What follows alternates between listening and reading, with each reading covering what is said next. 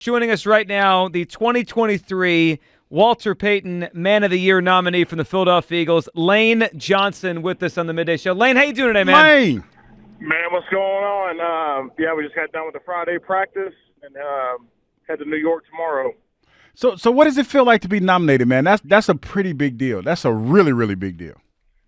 Yeah, I mean, it was really awesome. I was really caught off guard about it because, they told me during a meeting, which, Stout's always pretty serious. But, I just think it goes to show, all the people that have supported me here in Philly and back home. And, ever since I've been in the league, I've been trying to give back and just show appreciation for everyone that's helped me along the way. Lane, tell us about your work with the Travis Manion Foundation and what you're doing with really an incredible group there. I've done a few things with them. We did the bartending event that you showed up at Chickies maybe a few weeks ago, a few months ago, which was an awesome night. Tell us how you got started with the Travis Manion Foundation and why it's important to you. Yeah, so we started the Gold Star Initiative this year, where every away game, Gold Star families get to come. They talk with me Saturdays and get to go to the game. But my employer started that with his former job, and then we carried it on this year. But we reached out to Travis Manion, a Philly man who was killed in '07. But I just felt like after talking to all these families, they said this organization provided them the most help and most healing out of everything, and really pressed them forward. So, after joining them and talking to Ryan, it was a no-brainer. It really is an incredible foundation with those guys. Ryan was on the air with the afternoon show the day of that event at Chickies, and we all support them here, certainly at Odyssey, and it's a great thing you're doing with them, Lane. So, Lane, tell us about the team right now, how you guys are feeling. Tell us about the locker room. How are things? Did the A.J. Brown, him talking and kind of airing what he's feeling, do you feel like that kind of helped the team this week to kind of move forward and put whatever he was feeling past everybody? Yeah, I mean, anytime you have losses like this or anytime a player of his caliber speaks, you listen. So, I mean, it goes down to refocusing and then, obviously execution. I mean, Hugh knows all about that. It all goes down to players making plays. So, we have yet to play our best football. We have one final game before playoffs. So, our goal is to be firing on all cylinders and get ready for the first round. So, Lane, what's your feeling about playing at MetLife and specifically playing on that turf that they have up there? Yeah, I mean, I don't know why I've always liked playing there. I guess because it's, one of our closer games. I feel like the turf back, 5 years ago, 6 years ago was really bad. I feel like they've gotten new turf, I believe. We played the Jets, like I got to feel it, but I don't know. You see all these guys getting injured there, and I mean, it makes you think, what is it really doing? Is it jeopardizing people? But you know how it is at the end of the day. It's there, and so we'll adjust.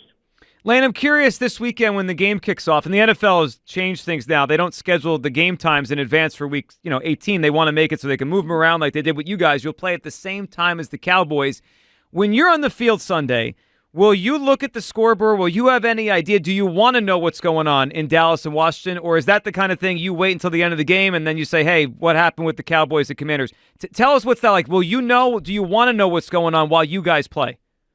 No, because I'm playing either way. I mean, it's a game. I feel like, one of these games right here is a good test whenever, everybody's telling you, you might want to rest your starters or you might want to do this and get some relief. I think it's a good time for us to get our minds right. So, obviously, we want to avoid any injuries that, that are out there. But at the same time, we want to, get our offense and get our whole team going for the playoffs. Lane, how close do you guys feel on offense to really hitting? The last few weeks you've put up a pretty good amount of points and you've hit some plays. It just feels like there's been a couple drives here and there that haven't gone totally your way. Offensively, how close do you feel you guys are to putting together your best, most complete game?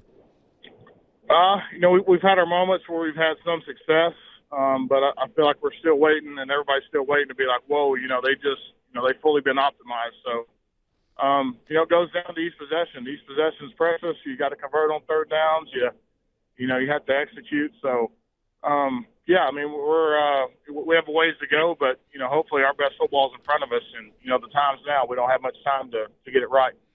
Do you feel like the conversation that was had this week, Lane, do you feel like that's enough to get this team going in the right direction? Yeah, I mean, I think the conversations we've had, obviously the losses, I mean, you can learn a lot in losses. So, we look back, we have to refocus, we have to regroup and say, every time we take the field, this is the best the Philadelphia Eagles have to offer. So we have to have that mindset. So, as you know, it's easier said than done, and, we have to go play and do it right. Lane, I go back to 2017, end of that season. Obviously, Carson gets hurt, and you guys didn't play your best football end of December leading into the playoffs. But then something happened. I mean, you guys turned a switch there when that first playoff game happened against Atlanta. I think as fans, we think a team is great, and then they're going to keep being great, but then it changes. Team's not playing well, and we're like, well, it's over. It can change, Lane. Is there enough, like in your mind and your teammates' mind, this is enough time, right? Like a week or so, one good game, is that enough to change the way you're feeling as we enter the playoffs? Yeah, I mean, one big game, a few big plays in that game, it can do a lot for your confidence. So, I mean, I can say, even last year we lost those last two before the playoffs. I thought we've done that a few times, and, it makes you refocus. It puts that in, we just got beaten from our past couple performances, so if we don't change and adjust, it's doomed to repeat. So it gets everybody's awareness up and hopefully, gets everybody motivated to go play. Hopefully some great stuff coming as well. Maybe a Dallas loss and a win on Sunday, and all of a sudden we're getting a home game next week. Lane, appreciate you hopping on with us today. Congratulations again on being the nominee here, and really great stuff with the Travis Manion Foundation, all your work with them. Thank you, Lane. Appreciate you. Thanks, guys, for having me. You got anytime. There he goes. Lane Johnson there with us talking about, really, as you said, that's an honor. What he got to be nominated for the Walter Payton No Man of the question Year. about it, man. I remember back when I played and guys would get nominated, that's a huge, huge honor to even be a part of that panel of the other 31 guys that were nominated from their team. So, yeah, that's a huge, huge honor. Yeah, and that video the Eagles put out of when he found out he was nominated, that was pretty dope. That was pretty awesome. And the work he does with the Travis Manion Foundation is great. And if he wins, they win in a really significant way. Definitely. So we're rooting for Lane to win that award.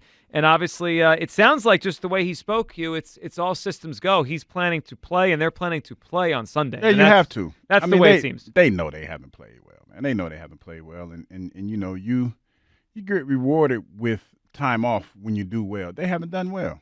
I mean, that's ridiculous. I understand where everybody's coming from and all this other good stuff, but that's ridiculous. Well, and there is still something to play for. I mean, that's also part of all this. The NFC East is not fully wrapped up, although I think it's pretty hard to imagine the Cowboys not beating the Commanders on Sunday. 215-592-9494. All right, we're going to get to our same game parlay for Sunday. We've got a doozy cooked up for this one.